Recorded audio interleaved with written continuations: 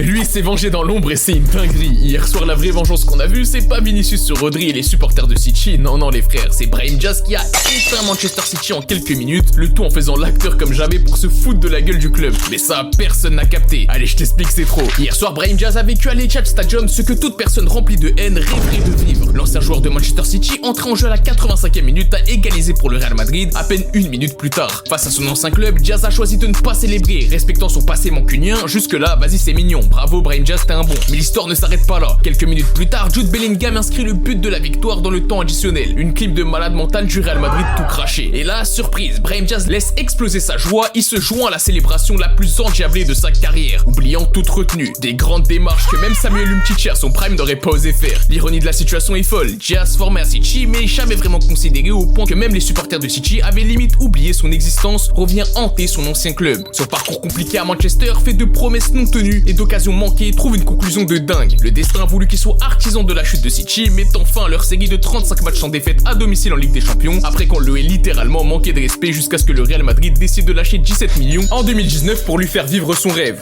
Ainsi, en l'espace de quelques minutes, Brahim Diaz est passé du respect silencieux à la malveillance max, enfermant de la plus belle des manières le livre de son histoire personnelle avec Manchester City.